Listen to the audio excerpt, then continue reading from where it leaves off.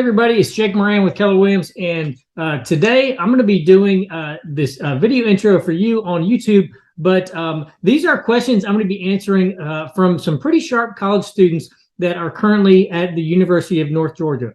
This is a university I've been partnered with for years now, doing whatever I can to try to help the upcoming generation be better, smarter, and move faster and in good directions in life. And part of that is just giving a little bit of time every year. Sometimes it's resume help, sometimes it's mock interviews, sometimes it's just talking with students at the career fair or other meet and greets. But some of it is also really kind of diving into what is going on in the economy as it relates to overall economy, the world of real estate, and then just really kind of helping students get positioned better for the next phase of life and on into their adult lives. And a lot of us, if we could go back in time, we would do better, smarter, and better, smarter. And this is a way of maybe trying to vicariously live through some of the younger generation.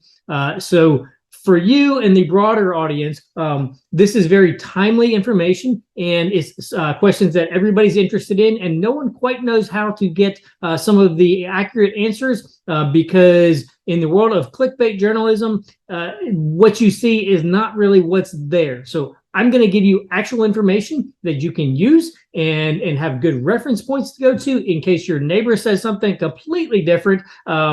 Like, look, charts and graphs don't really lie when you take them in context of what's going on. So we're going to dive in. If this kind of information is helpful, if you have other questions or whatever, go ahead and feel free to comment, subscribe. We kind of try to vary the content that we give you. Sometimes it's stuff around the house, sometimes it's market stuff, sometimes it's showing you listings that are in the area or upcoming. And what I can say is there are people in the last 2 years that we've had in the real estate market that said it was awesome. We loved it. And there's people who said the last 2 years absolutely sucked. Both fair and accurate. The next couple years, it's going to be the same. And the reality is there are people who are winning in both markets. It doesn't matter. It's knowing how to play the game where you're at in the market. And that's what we do. So if we can help you out, we'd love to. Our information is coming up at the end. And hope this information is super helpful for you in your life today, and then maybe helping you evaluate how you go about finding information and answers to things in the future. That's what I'm saying. This is a two-part thing. So if you watch the first one, go ahead and watch the next one. And hopefully that'll give you a good round picture of some of the things going on in our world. Hey everybody at UNG, this is Jake Moran, and just wanted to take a quick minute to say thank you for your questions. I'm going to break the questions you sent in into two different categories. So one are going to be just kind of general financial economic questions. So that's what we're going to do on this video. And then the next video is going to be your questions specifically pertaining to the real estate market and kind of the housing world. So we're going to kind of dive into both of those, but for the sake of just not jumbling everything together, I'm going to separate those two. And before I start, I'm going to say two quick things. One, the fact that you are asking and analyzing the questions that you sent in is you're already ahead of the game. It is uncanny to me. One, as they say about common sense, it's not so common. But how many people don't have the ability to ask good questions? They just take things at face value. And in the world of clickbait journalism and news media headlines that are really not the story, your ability to ask good questions and to think critically will set you up for a really good life. So kudos to you for that. And the second thing, and you will not probably realize this until you get out of school, the quality of the education you're getting at UNG, it is, again, you'll appreciate it more after the fact. But I can tell you from an outsider looking in, the faculty, the staff, the leadership teams that you guys have serving you at the UNG campuses, is materially different than a lot of college campuses. I can tell you that just plain as day, but you won't really see it or appreciate it until you're out of school. So just know that the people who are around you that are teaching you and helping you, instructing you, like they are massively for you, and utilize them and you lean on them to the extent you can in your college career. So this video, like I said, is going to tackle generic questions relative to economics and that's sort of thing. So first question, such a good question. I've like such a good, all these are such good questions. So the first question is, with more and more people taking economics classes and getting well-versed in things of financial world, different levels of education, would you think that people in the United States would having a higher level of education in the realm of economics would improve the market? Everyone at this point would effectively be making smarter and more informed moves to benefit themselves for the most part, right? Additionally, I'm wondering what currently improves the market and how. So just if we can get gut level honest, most of us that are out of shape, we know how to lose weight. We're just not disciplined in doing it. In the same manner of thought, it is very similar in the world of economics. I can tell you, I think John Maxwell once said, if experience were a great teacher, there would be no, retirees making bad decisions. It's evaluated experience that is the factor. So, like I said in the start, your thought process and quite frankly, the honesty behind this question of, hey, if we're all getting, smarter and we're understanding this process more, shouldn't we be making better decisions? Yes, we should be. And I can tell you in the world that I see into people's lives in a different fashion in real estate than a lot of people. I know there are people who are very young and don't have a whole lot of life experience or information that are making drastically wiser decisions than some people who are later on in life and may have more to risk and quite frankly should know better. And what should happen is, you put your hand on the stove one time and you burn it and you don't do it again. And at the same time, I see people all the time who are continuing to make the same kind of bad decisions because they're not disciplining themselves to make different decisions.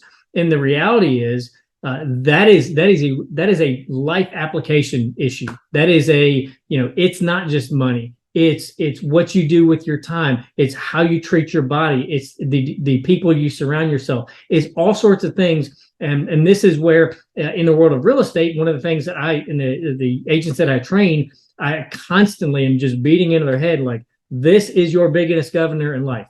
This is the reason you're not losing weight. This is the reason you're not getting ahead. This is the reason you're still driving that same kind of car 10 years later. It's correcting the way this processes things to where it implements systems and disciplines to get you where you want to go. Yes, we have more educational options for people, free stuff all over the place, and we can't make people do this. This is where, not to get in the political spectrum, but I will tell you, you will never be able to legislate the human heart. Ever. Republican, Democrat, it doesn't matter. You look at every time in the history of the planet we have ever tried to legislate people's actions to force them, people will always find ways around because of this.